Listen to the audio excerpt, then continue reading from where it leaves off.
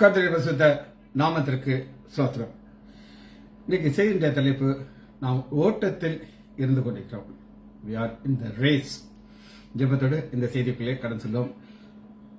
பரலோகமே என் சொந்தமே என்று காண்பேனோ, என் இன்ப இயேசுவை நான் என்று காண்பேனோ. பரலோகமே என் சொந்தமே என்று காண்பேனோ. வருத்தம் பசிதாகம் மான துயரம் அங்கே இல்லை. வருத்தம் பசிதாகம் மான துயரம் அங்கே இல்லை. விண்கிரீடம் வாஞ்சிப்பேன், விண்ணவர் பாதம் சேர்வேன். விண்கிரீடம் வாஞ்சிப்பேன், விண்ணவர் பாதம் சேர்வேன். பரலோகமே என் சொந்தமே என்று காண்பேனோ. சிலுவையில் அறையுண்டேன், இனி நான் நல்ல இயேசுவே. சிலுவையில் அறையுண்டேன், இனி நான் நல்ல இயேசுவே. அவரின் மகிமையே எனது லட்சியமே. அவரின் மகிமையே எனது லட்சியமே. பரலோகமே என் சொந்தமே என்று காண்பேனோ. இயேசு என் நம்பிக்கையாம், இந்த பூமியும் சொந்தமல்ல. இயேசு என் நம்பிக்கையாம், இந்த பூமியும் சொந்தமல்ல. விசுவாச பாதையில் சோராது ஓடிடுவேன். விசுவாச பாதையில் சோராது ஓடிடுவேன். பரலோகமே என் சொந்தமே என்று காண்பேனோ. ஓட்டத்தை ஜெயமுடன் நானும் ஓடிட அருள் செய்வார். ஓட்டத்தை ஜெயமுடன் நானும் ஓடிட அருள் செய்வார். விசுவாச பாதையில் சோராது ஓடிடுவேன். விசுவாச பாதையில் சோராது ஓடிடுவேன். பரலோகமே என் சொந்தமே என்று காண்பேனோ. பரம சுகம் காண்பேன், பரன் தேசம் அதில் சேர்வேன். பரம சுகம் காண்பேன், பரன் தேசம் அதில் சேர்வேன். ரப்பகர் இலையே ரட்சகர் வெளிச்சமே. ரப்பகர் இலையே ரட்சகர் வெளிச்சமே. பரலோகமே என் சொந்தமே என்று காண்பேனோ. அழைப்பின் சத்தம் கேட்டு நானும் ஆயத்தமாகிடுவேன்.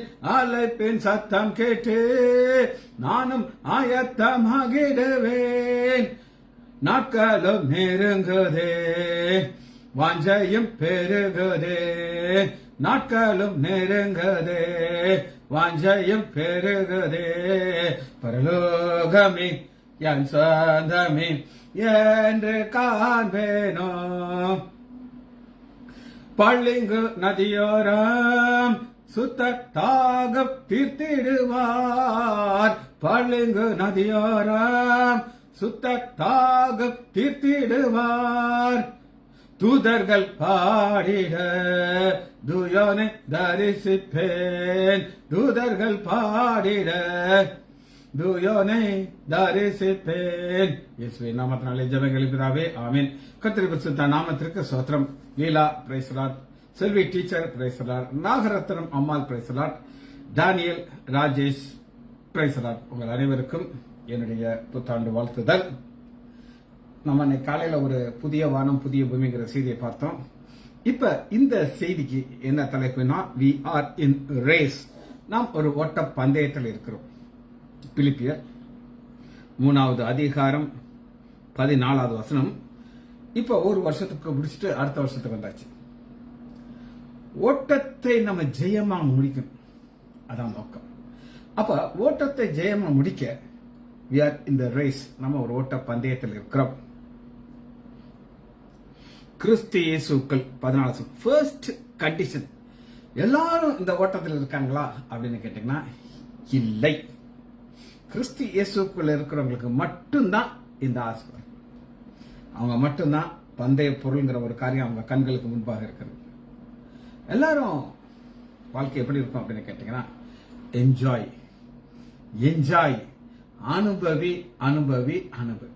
என்னங்க அனுபவி? நான் எப்பவுமே இந்த உலகத்தை நோக்கி பார்ப்பேன். உலகம் என்ன சொல்லுது அப்படின்னா பி ஹாப்பி, நீ சந்தோஷமா இரு. அது இயேசு கிறிஸ்துவுக்குள் இருந்தா தான் இந்த ஓட்டத்தை ஓட முடியும். சரி பாப்போமா தொடர்ந்து.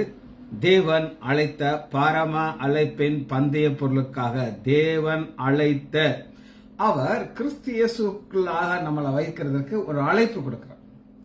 அந்த அழைப்பு எனக்கு 2000 கிடைச்சிச்சு. ரட்சிக்கப்பட்டேன், தொடர்ந்து ஓடிக்கொண்டிருக்கிறேன்.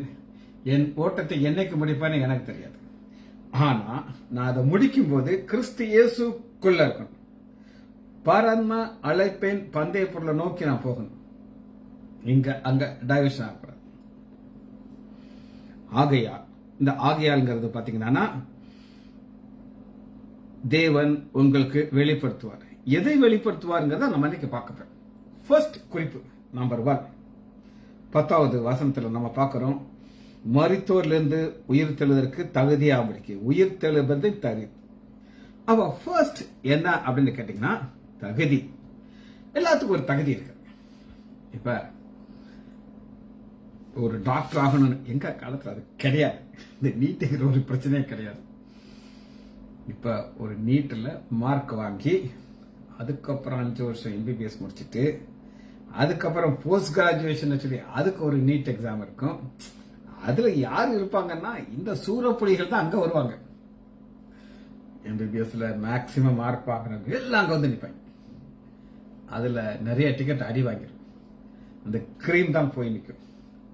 அப்புறம் அவங்ககிட்ட போய் நீ என்ன செய்ய போறீங்க தெரியாது. அவனுடைய பெரிதான கிருபைனால எங்களுக்கு நாங்க முடிச்சுட்டு எம்பிபிஎஸ் முடிச்சுட்டு வரும்போது ஹாஸ்பிட்டல் ரெடியா இருந்துச்சு. இப்ப நம்ம பாக்குற கூட்டம் யார் அப்படின்னா தகுதி. டாக்டருக்குள்ள தகுதி கிடையாது, எம்பிபிஎஸ் தகுதி கிடையாது. ஆனா இது தகுதி என்ன அப்படின்னா மறிக்க போகிறோம், உயிரோடு எழும்ப போகிற தகுதி. இதாங்க இந்த மறித்து உயிரோடு இருக்கிறத கூடிய தகுதியில இப்ப இந்த வேதாகமத்துல நம்ம இதை வாசிக்க நேரத்தில் ஒரு கூட்டத்தார் ஓடி முடிச்சிட்டாங்க. அவங்க இளைப்பாரி கொண்டிருக்கிறார்கள். நமக்கு நல்லா தெரியும் எத்தனையோ பேர்கள் நமக்கு தெரிந்தவர்கள் கிறிஸ்து இயேசுக்குள்ள மரித்தவர்கள் எனக்கு நிறைய தெரியும். கடைசி மூச்சு வர ஆண்டவருக்காக வாழ்ந்த மக்கள் அவங்க ஓடி முடிச்சிட்டாங்க. ஜானகி அம்மாவுடைய ஒரு ஃப்ரெண்ட் ஒரு அம்மா இருந்துச்சு. எழுதவும் தெரியாது, படிக்கவும் தெரியாது. என்னை பார்த்தவங்க ஒரு வணக்கம் வைக்கும். கையில எப்பயும் பைபிள் வச்சிருக்கோம். ஒரு நாள் என்கிட்ட சொல்லுது, இங்க ஒரு கட்டி வந்துருச்சு சார், இருமுனா ரத்தம் வருது. பயமா இருக்கு. இப்ப எல்லாம் எனக்கு பயம் கிடையாது. நான் ஏசப்பா பிள்ளை. ரத்தம் எல்லாம் கெட்ட ரத்தம், இதை என்னை விட்டு அகற்றார் அவர் அப்படின்னு சொல்லி ஹாப்பியா இருக்கும். ஒரு நாள் என்னை பார்த்து சொல்லுது, எனக்கு ஆண்டவர் ஒரு தரிசனம் கொடுத்தாரு. நீங்க ஒரு உயரமா ஒரு இடத்துல இருக்கீங்க, அங்கிருந்து இப்படி கைய ஆட்டி ஆட்டி ஆட்டி ஆட்டி பிரசங்கம் பண்றீங்க. நான் நினைச்சேன் நம்மள ஆண்டவர் பரலோகத்துக்கு கொண்டு போறதுக்கு இந்த அம்மாவுக்கு தரிசனத்தை கொடுத்தாரு சொல்லி. ஆனா அது வேற மாதிரி. சில நாட்களை பாண்டியம்மாள் ராஜேஷ் கரெக்டா போட்டிருக்காங்க. பாண்டியம்மாள் என்ன ஒரு ஃபெய்த் நினைக்கிறீங்க?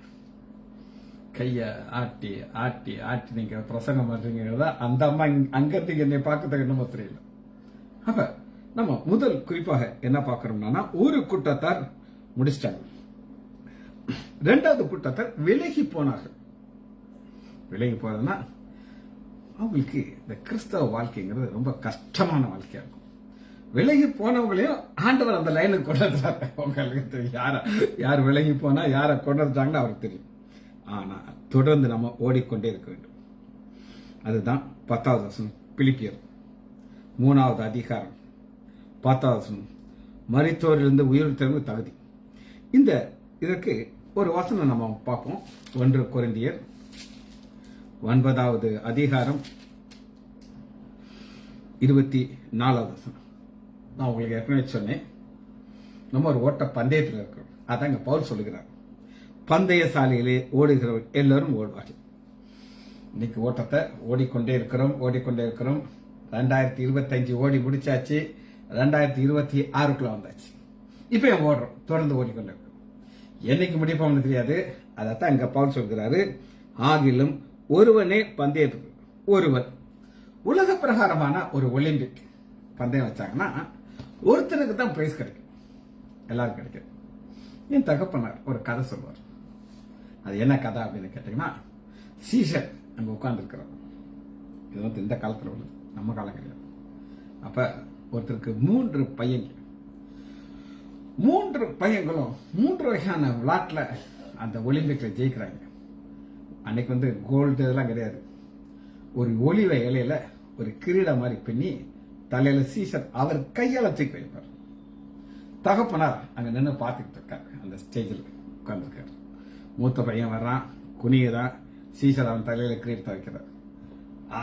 எல்லாரும் கையை கட்டுறாங்க. 2வது பையன் வர்றான், சீசர் தலையில வைக்கிறாரு, வர்றான். 3வது பையனுக்கு சீசர் வைக்கிறார். இந்த எல்லா க்ரௌடும் இந்த வயதான தாத்தா பார்த்துது, அப்பா பார்த்து சொல்லுது, old man you tie, old man you tie. என்ன அர்த்தம்னா, யாருக்குமே கிடைக்காத ஸ்லாக்கியத்தை நீ பார்த்துட்ட, இனி நீ வாழ்ந்த அர்த்தம் இல்லை, சாவு. எதுக்காக இந்த அப்பா எங்க கதையை சொன்னார் எனக்கு தெரியாது. ஆனா இங்க நம்ம பாக்குறது என்ன அப்படின்னு கேட்டீங்கன்னா, 25 1 கொரிந்தியர் 9:25, பந்தயத்திற்கு போராடுகிற யாவரும். போராடுதல். இந்த கிறிஸ்தவ வாழ்க்கை போராட்டம் உள்ள வாழ்க்கை. சாத்தான் ஒரு பக்கம் நம்மள அப்படியே அட்ராக்ட் பண்ணிக்கிட்டே இருப்பான், இங்க வா இங்க வா இங்க வா. ஆண்டவர் ஒரு பக்கம் நம்மளை அட்ராக்ட் பண்ணிட்டு, நீ என் கூட வா, என்னை நோக்கி ஓடு, என்னை நோக்கி ஓடு, என்னை நோக்கி ஓடுன்னு அவர் ஒரு பக்கம் நம்மளை அழைத்துக் கொண்டே இருப்பார். சோ இது ஒரு போராட்டம் மிகுந்த ஒரு வாழ்க்கை, கிறிஸ்தவ வாழ்க்கை. நீங்க கேட்கலாம், 2026ல போராட்டம் இருக்குமா இருக்குன்னு, கூட இருக்கும், குறையெல்லாம் இருக்காது. ஏன் அப்படின்னு கேட்டீங்கன்னா, நமக்கு ஒரு எதிரி இருக்கான், சாத்தான். அவனுக்கு என்ன ஆசை அப்படின்னு கேட்டீங்கன்னா, நம்ம பரவாயில்ல போயிடக்கூடாது. அவன் தன்னுடைய எஃபர்ட்டை மேக்சிமம் ட்ரை பண்ணும். அது ஒரு பக்கம் இருக்கட்டும். எல்லாவற்றும் இச்சை அடக்கமாயிருப்பார்கள், அவர்கள் அழிவுள்ள கிரீடத்தை பெறும்படி. நாமோ அழிவில்லாத கிரீடத்தை பெறும். அப்ப நம்மளுடைய ஓட்டத்துல ஒரு கண்களுக்கு முன்பாக ஒரு பந்தய பொருள் இருக்கு, அது அழிவில்லாத ஜீவ கிரீடம். இந்த ஜீவ கிரீடத்தை நம்ம பார்க்கும்பொழுது இங்க இச்சை அப்படின்னு இருக்கு. இச்சை குறித்து ஒரு சின்ன ஒரு ஸ்டடி பார்ப்போம், சரியா? இச்சை இது என்ன அப்படின்னு கேட்டீங்கன்னா, என்ன ஆகுமோ 11வது அதிகாரத்துல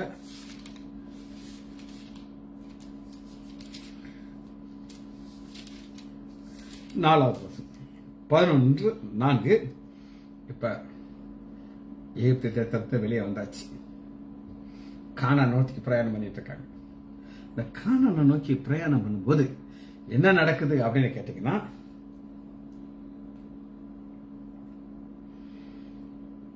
நாலாவது வசனம் என்னாகமம் 11:4.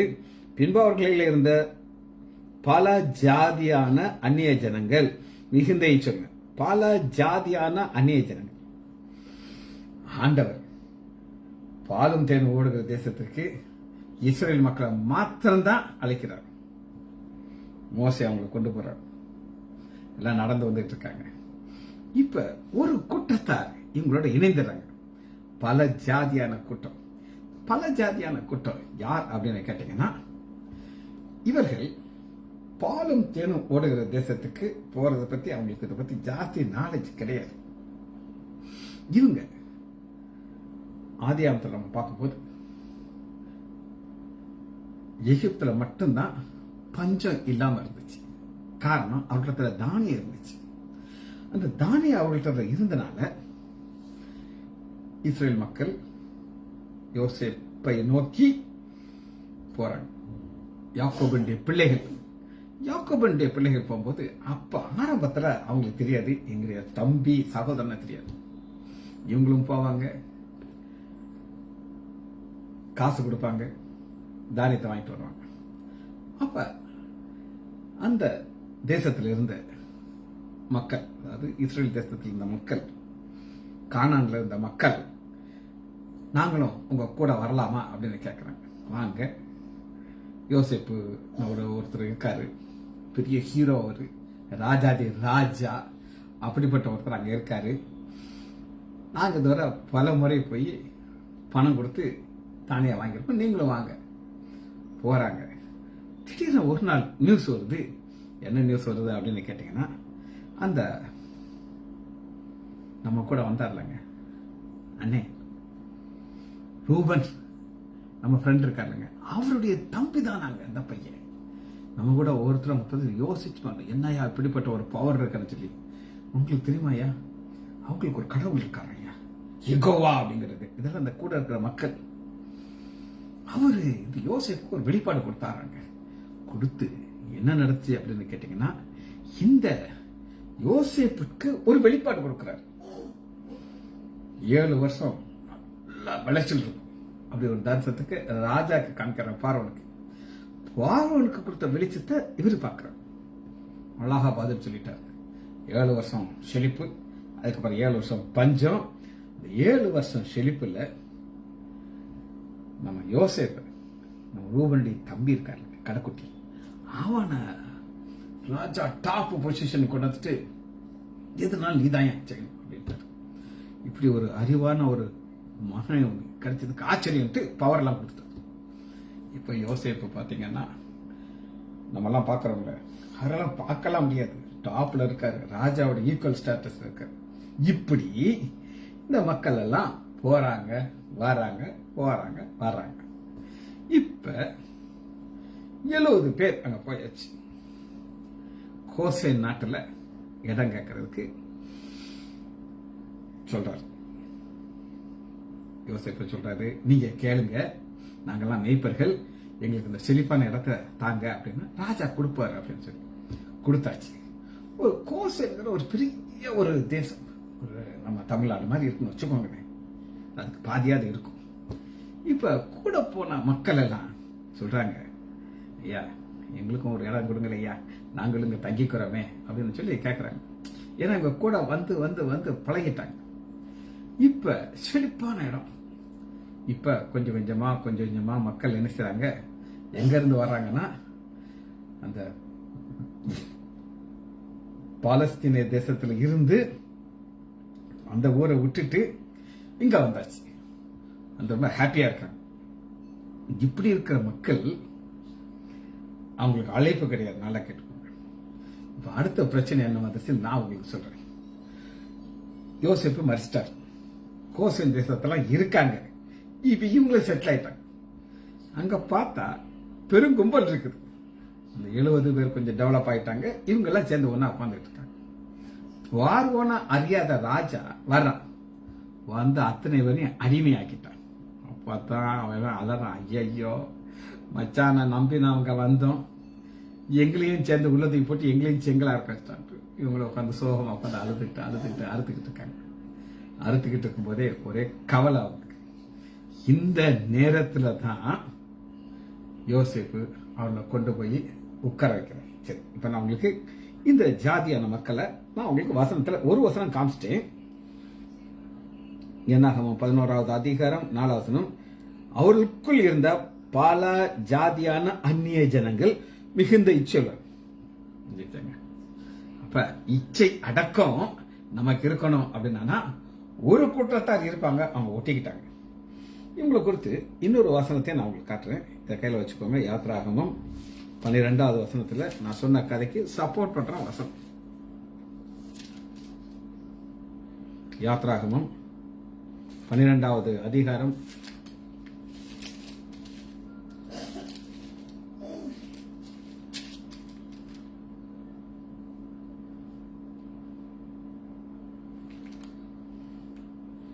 12:38 நான் சொன்ன வசனம் அப்படி இருக்கு பாருங்க.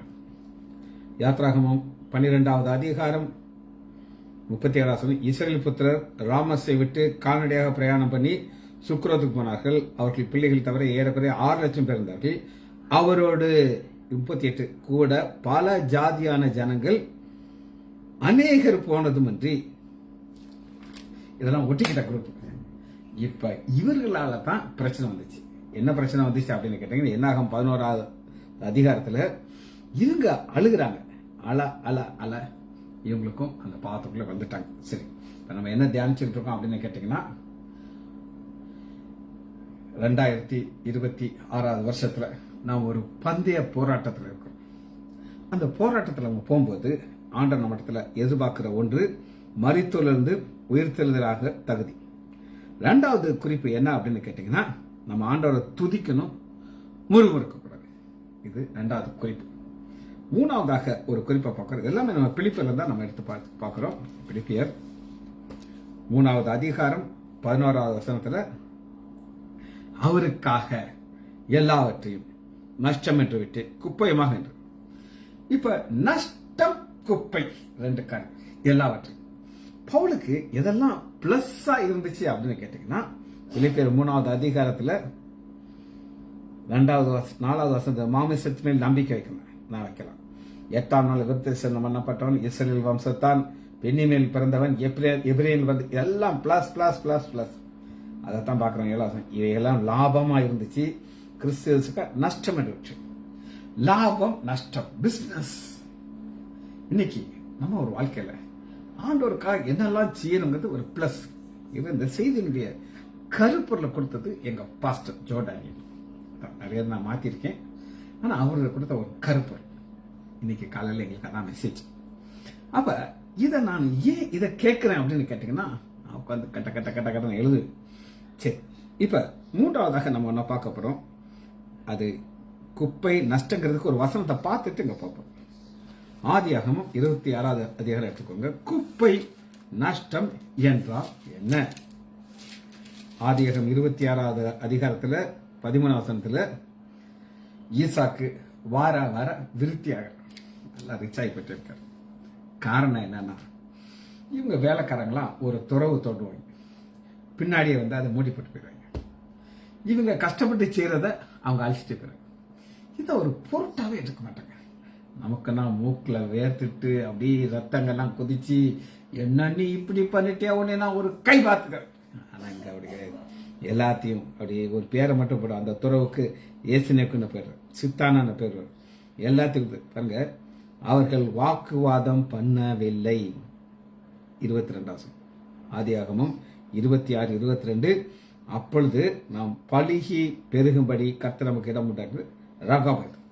அப்ப எதெல்லாம் குப்பை, வாக்குவாதம் குப்பை. ஆனா ஆண்டவனை ஆசீர்வதிச்சிருக்கிறார், பழுகி பெருக செய்திருக்கிறார் அப்படின்னு சொல்லி நம்மள அந்த பிளஸ் நமக்கு தெரியும். குப்பை எல்லாத்தையும் பெருசாக்க கூடாது. அதனாலதான் 28வது வசனத்துல அந்த ராஜா என்ன சொல்லுகிறார் அப்படின்னா, அதற்கு அவர்கள் நிச்சயமாக கர்த்தர் உம்மோட கூட இருக்கிறார், கர்த்தர் உம்மோட கூட இருக்கிறார். 29, நீர் கர்த்தராலே ஆசீர்வதிக்கப்பட்டவர். இந்த 2 காரியமும் எப்ப கிடைக்கும் அப்படின்னு கேட்டீங்கன்னா, நீங்களும் முடியை படிச்சுட்டு சண்டை போட்டா கிடைக்காது. குப்பை. சரி, 3வதாக ஒரு குறிப்பை பார்த்து நம்ம முடிக்க போயிடும். அது என்ன அப்படின்னு கேட்டீங்கன்னா, விசுவாசம். நம்ம எல்லாருக்கும் தெரிஞ்ச ஒரு சம்பவம், ஆனா சில தெரியாத குறிப்புகளை நம்ம பார்க்க போறோம். தெரிஞ்ச ஒரு சம்பவம், பெரும்பாடு உள்ள ஸ்திரீ. மத்தேயு 9வது அதிகாரம் 20வது வசனத்துல, அப்பொழுது 12 வருஷமாக பெரும்பாடு உள்ள ஒரு ஸ்திரீ, நான் அவருடைய வஸ்திரத்தையாவது தொட்டால் சொஸ்தமாவேன் என்று சொல்லி அவருடைய வஸ்திரத்தின் ஓரத்தை தொட்டால், வஸ்திரத்தின் ஓரத்தை தொட்டால். இதான் நம்ம பார்க்க போறோம். இந்த பெண்ணுக்கு இருக்கிற விசுவாசம் என்னங்கிறத ஒரு சின்ன ஒரு ஸ்டடி. இவ்வளவு நாள் எனக்கு தெரியாத ஒரு வெளிச்சம், இதை எங்களுடைய பாஸ்டர் சொல்லி கொடுத்தது. இந்த வஸ்திரத்தின் தொங்கல் என்ன அப்படின்னு நீங்க கேட்டீங்கன்னா, வாசிப்போமா, இதற்கு பின்னாடி ஒரு பெரிய கான்செப்ட் இருக்குது. என்னாக எடுத்துக்கோங்க. 15வது அதிகாரம்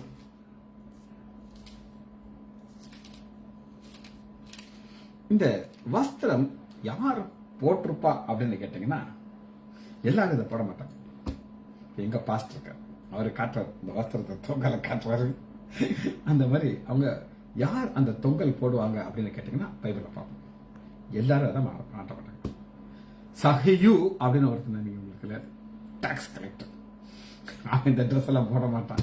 அவன் காசு தான் டாக்ஸ் போட்டு போட்டு போட்டு எல்லாத்தையும் காலி பண்ணிட்டு போயிட்டே இருப்பான். விசுவாசத்தின் தாய் கேட்டிருக்கீங்க. Very good. என்னாகமும் 15வது அதிகாரம் 38 நீ இஸ்ரேல் புத்திரத்தில் பேசி அவர்கள் தங்கள் தலைமுறை தோறும் தங்கள் வஸ்திரங்கள் ஓரங்களிலே தொங்கல் உண்டாக்கி ஓரத்தின் தொங்கலில் இள நாடாவை கட்ட வேண்டும். நீங்கள் பின்பற்றி சோரம் போகிற உங்கள் இருதயத்தில் உங்கள் கண்களுக்கு ஏறாமல் அதை பார்த்து கர்த்தரின் கற்பனைப்படியே நினைத்து அதன்படியே செய்யும்படிக்கு அது உங்களுக்கு தொங்கலா இருக்கும். அப்ப ஒருத்தர் இந்த மாதிரி தொங்கல் போட்டுட்டு நடந்து போறாருன்னா அதை பார்க்கிற இஸ்ரேல் மக்களுக்கு இவர் கடவுள் பக்தி உள்ள மனிதன், இவர் ஒரு நல்ல மனிதன் அப்படிங்கிற ஒரு வெளிப்பாடு. கழுத்துல போட்டுக்கிட்டு நடந்து போனா அது டாக்டர். ஒரு நாள் நான் பாக்குறேன், ஒரு பொண்ணு நர்ஸ் பொண்ணு அதை கழுத்துல போட்டுக்கிட்டு என்னைய பார்த்துட்டாங்க. அவளுக்கு தெரியும் அதை போடக்கூடாதுன்னு அவளுக்கு தெரியும். ஆனா ஒரு பிபி பாக்குறதுக்கு போகும்போது அவ போற பந்தாவை பார்க்கணும். அதுபோல இந்த ஒரு தொங்கல், நீளமான தொங்கல் ஒருத்தர் போட்டு ஒருத்தர் நடக்கிறாருன்னா அவர் யார் அப்படின்னு கேட்டீங்கன்னா கர்த்தரின் கற்பனையின்படியே நினைத்து அதன்படி செய்கிற ஒரு கூட்டத்தார தான் நம்ம பார்க்கிறோம். நீங்கள் என் கற்பனை எல்லாம் நினைத்து அதன்படியே செய்து உங்களுக்கு தேவனாகிய பரிசுத்தரா இருக்கும்படி செய்யும். இப்படிப்பட்ட தேவனுக்கு பரிசுத்தமா இருக்கிற ஒருவர் தான் நம்முடைய ஆண்டவராகிய இயேசு கிறிஸ்து. அதான் அந்த தொங்கல் இருக்கு. அந்த பெரும்பாடு உள்ள ஸ்திரீ அதை பார்க்கிற அவளுக்கு தெரியும், எல்லாரும் இந்த மாதிரி ட்ரெஸ் போட மாட்டாங்க. நான் என்ன செய்வேன் அப்படின்னு அதை நான் தொடுவேன். தொட்ட உடனே என்ன நடக்குதுங்கிறத இன்னொரு வசனத்தை நம்ம பார்க்க போறோம். சுகம் எங்கே இருக்கும் அப்படின்னு கேட்டீங்கன்னா மல்கியா 4வது அதிகாரம் 2வது வசனம். மல்கியா 4:2. அதே தொங்கல் இங்க இருக்கு, வேற மாதிரி இருக்கா நம்மளுக்கு சொல்லிவிடுவோம். ஆனாலும் என் நாமத்திற்கு பயந்திருக்கிற உங்கள் மேல் நீதியின் சூரியன் உதிக்கும், அதன் செட்டையின் கீழ் ஆரோக்கியம் இருக்கும். அதன் செட்டையின் கீழ்ங்கிறதுக்கு இந்த டிரான்ஸ்லேஷன் செட்டை அப்படின்னு போட்டாங்க. ஆனா எங்க பாஸ்டர் ஜோ டேனியல் என்ன சொல்லி கொடுத்தாருன்னா கனாஃப் அப்படின்னு இருக்கும். ஒரு எபிரேய வார்த்தை கனாஃப். இந்த கனாஃப்ங்கிறதுக்கு என்ன அர்த்தம்னா கார்னர் எண்ட், ஒரு ஓரத்துள்ள நுனினா அந்த கனாஃப் ஓரம். அந்த ஆரோக்கியம் எங்க இருக்கும்னா அந்த நீதியின் சூரியனாகிய நம்முடைய ஆண்டவராகிய இயேசு கிறிஸ்துவினுடைய வஸ்திரத்தின் தொங்கல், செட்டையின் கீழ். செட்டை அந்த விங் இருக்குது, அந்த செட்டையில கீழே இருக்கிற ஒரு கார்னர் கனாஃப்ல இருக்குது. அப்படி இருந்து அவங்களுக்கு ஒரு நம்பிக்கை, நாங்கள் அதை தொடுவோம், எங்களுக்கு சுகம் கிடைக்கும். இப்ப 9வது அதிகாரத்துல பெரும்பாடு உள்ள ஸ்திரீ தொட்டு சுகத்தை கிடைச்சிருச்சு. அதனால எல்லாரையும் ஆண்டவர் போய் பேச முடியாது, அவங்களுக்கு புரிஞ்சுக்கிடுச்சு. இந்த பெரும்பாடு உள்ள ஸ்திரீ எங்களுக்கெல்லாம் ராஜேஷ் பட்டமால விசுவாசத்தின் தாயா இருக்கா. நாங்க என்ன செய்வோம், அந்த தொங்கலை தொட்டு சுகத்தை பெற்றுக்கொள்ள, ஏன்னா அவர் நீதியின் சூரியன். வாசிப்பாமா மத்தேயு 14வது அதிகாரம் 35வது வசனம். 14:35.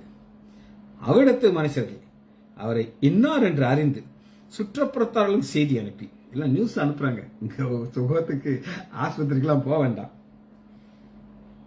அவர்களை கொண்டு வந்து 36 அவருடைய வஸ்திரத்தின் ஓரத்தையாகியும் அவர்கள் தொடும்படி உத்தரவு கேட்டார்கள்.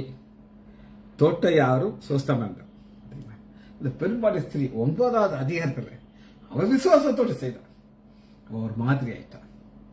ராஜேஷ் பட்டாப்புல விசுவாசத்தின் தாய் ஆயிட்டார். எல்லாரும் சொல்லுவாங்க 12 வருஷமா பெரும்பாடு உள்ள ஸ்திரீ, அவள் சொத்தெல்லாம் வித்துட்டு எம்டி ஆயிட்டா, ஒரு சுகமும் கிடைக்கல, அவளுக்கு திருமணம் ஆகலன்னு சொல்லி எங்க பாஸ்டர் சொல்றாரு. பாசிபிலிட்டிஸ் இருக்குது, நமக்கு தெரியாது. ஆனா திருமணமாக எல்லாரும் கைவிடப்பட்ட நிலைமை அவளுக்குள்ள ஒரு விசுவாசம், நான் போவேன், அந்த நீதியின் சூரியன் வஸ்திரத்தை நான் தொடுவேன், சுகத்தை பெற்றுக்கொள்வேன்.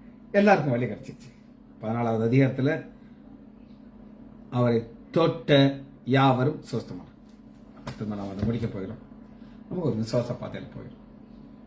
ஆண்டவனுக்கு காட்டுகிறார், சுகத்தை கொடுப்பார், ஒரு பாதையை காட்டிட்டார். இதுதான் நாம் போக வேண்டிய பாதை. இதுல நாம் சந்தோஷமா போகும். ஜெபிச்சு முடிப்போமா? மகா இரக்கமும் கருணையுள்ள பிதாவே, உம்மை துதிக்கிறோம் ஐயா. 2005 அருமையாக எங்களுக்கு நடத்தி தந்தீங்க ஐயா. 2026 எங்களுக்கு என்ன நடக்கும் என்று எங்களுக்கு தெரியாத அவன் மோக்க தெரியும் ஐயா.